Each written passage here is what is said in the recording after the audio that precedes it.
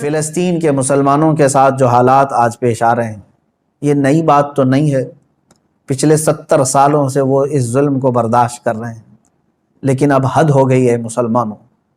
مسجد اقصیٰ میں، بیت المقدس میں اسرائیلی پولیس داخل ہو کر اپنے جوتوں سمیت اور گولیوں سے مسلمانوں کو نشانہ بنانا، باضابطہ ہمیں وہاں کی جو خبریں آ رہی ہیں، لوگ نماز میں مشغول ہیں، دعاؤں میں مشغول ہیں۔ کل بڑی رات تھی وہاں پر، کل لیلۃ القدر تھی، شب قدر کے لیے وہاں پر ہزاروں کی تعداد میں لوگ جمع ہیں، بچے بھی ہیں، بوڑھے بھی ہیں، جوان بھی ہیں، عورتیں بھی ہیں، وہ پیچھے آمین کہنے کے لیے آ بھی جاتی ہیں۔ ان سب کو ان ظالموں نے نشانہ بنایا ہے۔ مسجد اقصیٰ خون میں نہا رہی ہے، قبلہ اول ہمارا، بیت المقدس ہمارا، آج وہاں خون کی ہولی کھیلی جا رہی ہے۔ اب مجھے یہاں پر بات صرف اتنی کرنی ہے کہ وہ کہاں گئے سیکولر کے بھوت، وہ کہاں گئے جو انصاف اور امن و امان کی بات کرنے والے، ہیومن رائٹس کی تنظیمیں، کیا ان کے منہ میں گھی لگ گیا ہے؟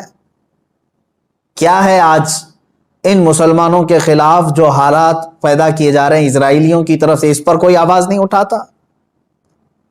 یہ دہشت گردی نہیں ہے میرے عزیزو؟ آپ سمجھو پوری دنیا ایک طرفہ دہشت گردی کے لیبل کو صرف مسلمانوں پر چسپاں کرنا چاہتی ہے۔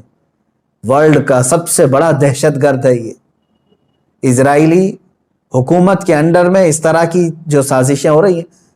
آپ سوچیں کسی بھی مذہب کے، کسی بھی دھرم کے لوگ جب عبادت میں ہوتے ہیں تو گویا کہ وہ دنیا سے کنارہ ہو کر اپنے اپنے خدا کے پاس جا رہے ہیں، یہی تو ان کا تصور ہوتا ہے۔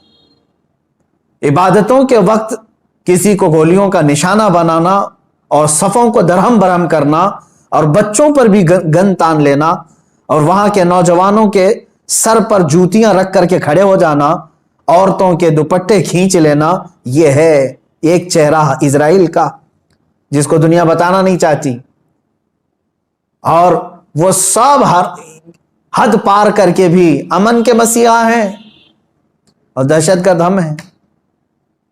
وہ قتل بھی کرتے ہیں تو چرچا نہیں ہوتا، ہم آہ بھی کہتے ہیں تو ہو جاتے ہیں بدنام۔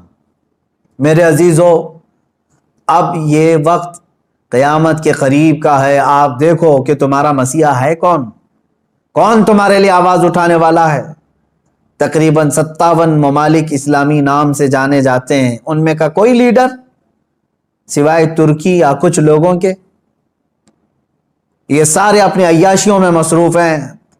فلسطین کے بچوں کو ایک لقمہ کھانا دینے کے لیے بھی سعودی عرب کی حکومت تیار نہیں، امارات تیار نہیں۔ یہ تو اسرائیل کے ساتھ پینگے بڑھا رہے ہیں، اسرائیل کے ساتھ معاہدے کرنے چلے ہیں، اپنی پراپرٹیاں اور اپنے ایئرپورٹ ان کو گروی دینے کے لیے چلے ہیں۔ سمجھنے کی آج ضرورت ہے، جہاں اسلامی ملک ہم سمجھ رہے ہیں، سعودی ہو یا امارات ہو یا بحرین ہو یا قطر ہو، یہ تمام ممالک، ان سب کی نہ جانے کون سی مجبوریاں ہیں، یا ان کے گھروں میں کون سے یہودی آ کر داخل ہو چکے ہیں، یہ واللہ عالم۔ کہ نہ سیریا کے مارے جانے والے مسلمانوں کے لیے بات کرتے ہیں، نہ فلسطین کے نہتے بچوں کے لیے بات کرتے ہیں، نہ یہ برما کے قتل عام پر کوئی بات کرتے ہیں۔ ان کو تو کچھ لینا دینا نہیں ہے امت مصطفیٰ سے، بلکہ یہ الٹا امت کے ان غریب مسلمانوں کو بلیم کرتے ہیں کہ یہ اس طرح دہشت پھیلاتے ہیں۔ ایک وقت آئے گا، دیکھ لینا، ان کی کرسیاں ہلیں گی، وقت آئے گا جب ان کے تاج اچھالے جائیں گے، یہ سب بہت بری موت مارے جائیں گے۔ اس لیے کہ میں نے پڑھا ہے کفر کی حکومت تو چل سکتی ہے لیکن ظلم کی حکومت نہیں چلے گی، ظلم زیادہ دن تک نہیں چلے گا، یہ صدائے بازگشت ہے، پلٹ کر کے واپس آنا ہے۔ آپ کو پتہ ہے، میں نے دیکھا ہے فلسطین کے بہت سارے لوگوں کو جن حالات میں وہ زندگی گزار رہے ہیں، اللہ کی پناہ، 35 سال، 40 سال سے ان کی مارکیٹوں پر کرفیو لگی ہے۔ کرفیو سمجھتے ہیں، ایک دن 2 دن کرفیو لگے تو ہمارے دکانوں پر تالا، اور 40 سال سے کرفیو لگا کر کے رکھے ہیں کچھ مارکیٹس میں، بازاروں میں، دکانوں پر جالے لگ چکے ہیں، بہت ساری پراپرٹیاں اور جائیدادیں ہڑپ کر کے اسرائیلی غصب کر کے بیٹھے ہوئے ہیں۔ یہ ساری کی ساری چیزیں بنا ان عرب لیڈروں کی اجازت کے اور ان کی منظوری کے نہیں ہو رہی ہیں. یہ سب میں ان لوگوں کی ہمدردیاں شامل ہیں.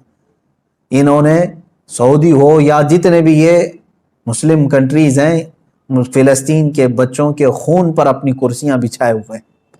آج ہمیں درد ہوتا ہے اس بات کا میرے عزیزوں کہ اب مسجد اقصیٰ کو بھی انہوں نے پامال کر دیا. مسجد اقصیٰ کے اندر داخل ہو کر کے اپنی گن کو اٹھا لیا اور عبادتوں کی اور صفوں کو وہاں پر درہم برہم کر دیا. اب یہ تمہارے سمجھنے کا وقت آ چکا ہے. اب مسلمانوں تمہارے اتحاد کا وقت ہے.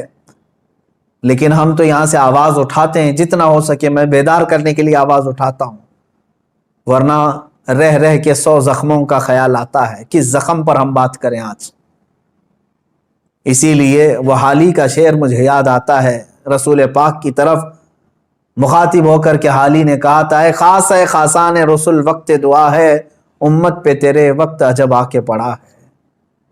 آج یہی حال تو ہے امت پر. ایسے حالات کہ ہماری بہنیں بہت چیخ رہی ہیں اپنی عزت کے لٹنے پر، ہماری ماؤں کو بے آبرو کیا جا رہا ہے، لیکن ان کی مدد کے لیے اٹھنے والا کوئی شہسوار نظر نہیں آتا. مشرق سے مغرب تک، شمال سے جنوب تک ایک چپی اور ایک خاموشی ہے. ایک ایسا سنسان ماحول ہے کہ سب اپنوں میں اور اپنے آپ میں مست ہیں. تمہیں معلوم ہے آج ہم افطاری کے لیے بیٹھتے ہیں تو بڑی بڑی نعمتیں کھا لیتے ہیں.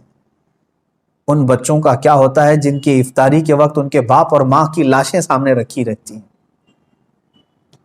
رمضان المبارک ان کا ہر سال اس طرح سے خون میں نہلا دیا جاتا ہے. یہ کون سا انصاف ہے؟ یہ امریکہ جو ہیومن رائٹس کی بات کرتا ہے، دنیا کو انصاف اور جمہوریت دینے کا علم بردار کہلاتا ہے، یہ سب کے سب ان فلسطینیوں کے قتل عام پر خاموشی اختیار کیے ہوں. کہاں ہے وہ اقوام متحدہ؟ کہاں ہے وہ UN ہے؟ وہاں پر ان چیزوں کی بات نہیں ہوگی. ہاں اگر ایک اسرائیلی مارا گیا یا ایک یہودی یا ایک عیسائی مارا گیا تو اس کے لیے تو بوال ہوگا. مسلمانوں کا خون سستا ہو چکا ہے. مسلمانوں کا خون بہت عام ہے کہ ان کو کوئی بھی بہا دے. اے مسلمانوں، اس لیے آج تمہیں واپس اپنے اسی قدم پر آنے کی ضرورت ہے جہاں پر رسول پاک نے تمہیں چھوڑا تھا. میرے آقا صلی اللہ تعالیٰ علیہ وسلم نے جو نقوش ہمیں دیے وہاں پر تمہیں واپس آنے کی ضرورت ہے. تم اگر دنیا کی رضامندی کے لیے اپنے آپ کو بیچتے ہو، چند لوگوں کی رضا کے لیے اپنے آپ کو بدلتے ہو، تو یاد رکھنا یہ دنیا کبھی تم سے راضی نہیں ہوگی، کبھی راضی نہیں ہوگی. کیوں نہ ہم رسول پاک صلی اللہ تعالیٰ علیہ وسلم کی رضا کے کام کریں، اللہ اور اس کے رسول راضی ہو جائیں تو پھر ہماری وہ سابقہ قوت لوٹ آئے گی جس قوت سے قیصر و کسریٰ کانپتے تھے. وہ ایمانی غیرت واپس لوٹ آئے گی جس سے وقت کا چنگیز خان بھی ہل جاتا تھا، تھر تھر کانپتے تھے. وہ ایمانی غیرت اور حمیت واپس آ جائے گی. شرط صرف اتنی ہے، ان کنتم مؤمنین، تم سچے نبی کے غلام ہو جاؤ. ولا تہینوا ولا تحزنوا وانتم الاعلون. میرے رب کا وعدہ ہے کہ تم غم نہ کرو، پریشان مت ہو، تم بلند ہوگے، لیکن اس کے ساتھ ایک شرط ہے کہ تم نبی کی وفاداری تو کرو، غلامی میں تو آ جاؤ. آج فلسطین ہے، اس کے بعد شام ہے، اس کے بعد عراق ہے، اس کے بعد یمن ہے، پھر افغان ہے، برما ہے. یہ سب جگہ مذبح خانہ بنا ہوا ہے. جانور بھی اتنے نہیں کاٹے جاتے جتنے وہاں کے انسان کاٹے جاتے. میرے عزیزو، آج کے ان حالات کو دیکھ کر کے مجھے اندازہ ہو رہا ہے اب رب تبارک و تعالیٰ کا یہ قہر ہی تو ہے کورونا. جب ظلم بڑھتا ہے تو بلائیں بھی پھیلتی ہیں. یہ جتنے ظالم ہیں دیکھ لینا یہ بلاؤں میں گرفتار ہوں گے. آج یہ جو حالات پیدا ہوئے ہیں، کثرت سے یہ بیماری کا پھیل جانا اور کثرت سے موتوں کا ہو جانا، آپ کیا سمجھتے ہیں؟ یہ بھی ایک اللہ تعالیٰ کے غضب کی نشانی ہے، یہ اس کے قہر کی نشانی ہے. تمہارے پاس لاکھوں کروڑوں بھی ہوں گے، تم بچ نہیں پاؤ گے اس کی پکڑ سے. ظلم سے باز آ جاؤ. ظلم ایک ایسی چیز ہے جس کو کبھی دنیا نے پسند نہیں کیا، اور ہر ظالم کا انجام بہت سخت ہوا ہے. وہ چنگیز خان جس نے لاکھوں کی لاشیں بچھا دی تھی محض گھوڑے پر بیٹھ کر کے، ایک بار اپنے ہاتھ میں کسی چیز کو لے کر کھیل رہا تھا. مجھے یاد آتی ہے بات آج فلسطین کے بچوں کے لیے اب بھی میری امید ہے. لوگ یہ کہتے ہوں گے ان کے پاس کچھ نہیں, ارے وہ چھوٹے کنکر اور پتھر سے مقابلہ کر رہے ہیں, سامنے والے پیٹروٹ میزائل لے کر کھڑے. اسرائیلیوں کے پاس گن ہے اور وہ بچوں کی کھوپڑیوں پر لگاتے ہیں, اور دوسری طرف نہتے بچے ہیں. لیکن مجھے پھر بھی میرے رب تعالیٰ کی ذات سے یقین ہے, امید نہیں یقین ہے کہ وہ مولا کریم جس وقت حالات بدلتا ہے تو پھر ان یہودیوں کو دیکھ لینا, ان کو سر چھپانے کے لیے نہ کوئی پتھر ملے گا نہ کوئی درخت ملے گا. میرے آقا صلی اللہ تعالیٰ علیہ وسلم کی حدیث ہے, قیامت کے قریب تم دیکھو گے ہر پتھر یہ تمہیں پکار کر کے کہے گا, اے مسلم آ جا ادھر میرے پیچھے, کہ یہودی چھپائے اسے قتل کر دے. یہ حدیث پاک میں ہے. یہ مارے جائیں گے, ان کا بھی انجام برا ہوگا, سخت ہوگا. یہ ظلم کا جو ننگا ناچ ناچ رہے, ان کو کیا لگتا ہے کہ ہمیشہ ہی رہیں گے؟ یہ خود چین سے کبھی نہیں رہ سکتے. ذلت والے لوگ, انبیاء کا بے حساب قتل کیا جنہوں نے, پوری دنیا کی آج چین و سکون کو غارت کرنے والا یہ اسرائیل کیا سمجھتا ہے کہ ہمیشہ ان کی حکومت قائم ہو جائے؟ میرے رب تبارک و تعالیٰ کا انتقام بہت قریب ہے, بہت قریب ہے. میں جو بات عرض کر رہا تھا وہ یہ ہے کہ فلسطین کے بچوں کے لیے اب بھی انشاءاللہ العزیز امید ہے, آئے گی. چنگیز خان ظالم تھا, اس نے انسانوں کی کھوپڑی سے مینار بنانے کا بھی حکم دے دیا تھا. اتنے قتل کرتے تھے, جس راستے سے وہ گزرتے پورے گاؤں کو جلا کے چلے جاتے تھے, کوئی نشانی نہیں رکھتے تھے. منگولیا کے رہنے والے یہ چنگیز خان نے ایک وقت ایسا آیا کہ تقریباً کئی 100 لوگوں کو, مسلمان بھی تھے اس میں اور دوسرے بھی تھے, قید کر کے لایا اور کھڑا کر دیا. قتل عام کا حکم تھا, 3 صفیں لگی ہوئی تھی, اس میں علماء تھے اکثر, ایک بڑی عمر کے بزرگ بھی اس میں کھڑے تھے, وہ پہلی صف میں تھے. تو جلاد کو اس نے حکم دیا, چنگیز خان اپنے گھوڑے پر بیٹھا ہوا تھا, اپنے گھوڑے پر بیٹھا ہوا تھا, حکم دیا کہ قتل کرو. تو پہلی صف کو جب قتل کرنے لگا جلاد, تو بڑی عمر والے جو تھے, وہ ایک بزرگ, وہ دوسری صف میں پیچھے چلے گئے کہ پہلی صف والوں کے سب سر اڑا دیے گئے, سب قتل ہو گئے. چنگیز خان دیکھ رہا تھا کہ ایک بوڑھا پہلی صف سے دوسری صف میں جا رہا ہے, دوسری صف کے قتل کا حکم ہو گیا. تو وہ بوڑھے میاں تیسری صف میں چلے گئے کہ بچ جاؤں کہیں سے.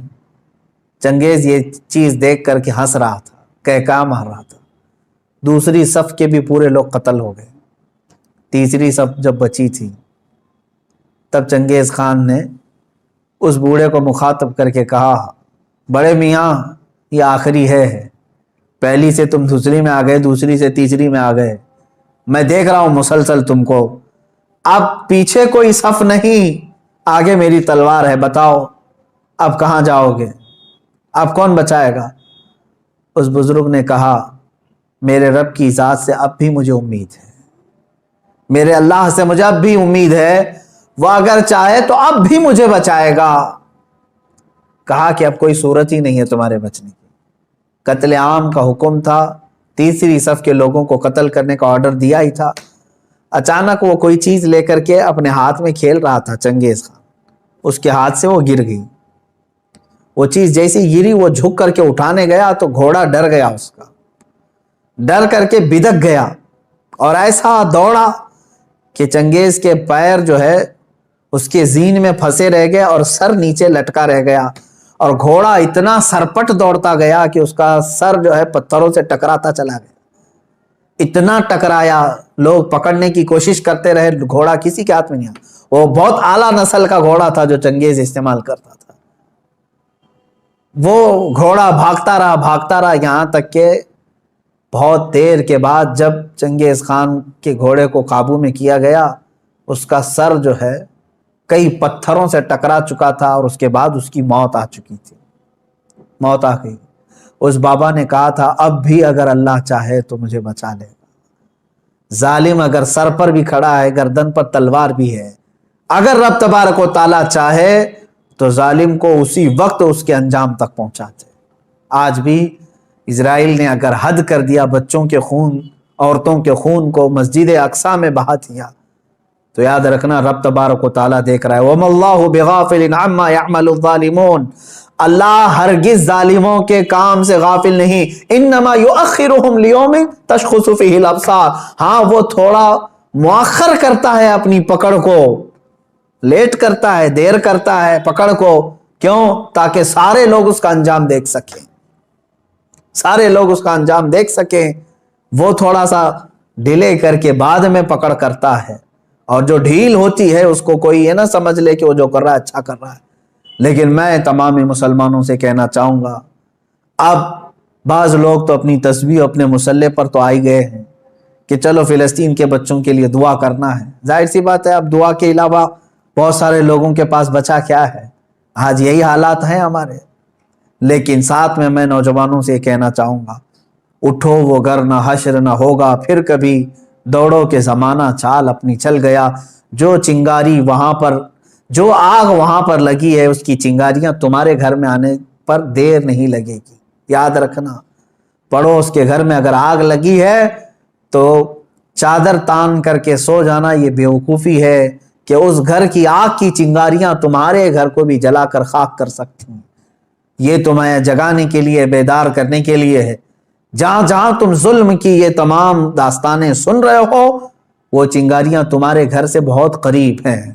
تمہارے گھروں کو خاکستر کرنے کے بھی منصوبے بنائے جا چکے ہیں. اس لیے ایمان کے ساتھ اور محبت مصطفیٰ کے ساتھ بیدار ہو جاؤ. قوت عشق سے ہر پست کو بالا کر دو, دہر میں نام محمد سے اجالا کر دو.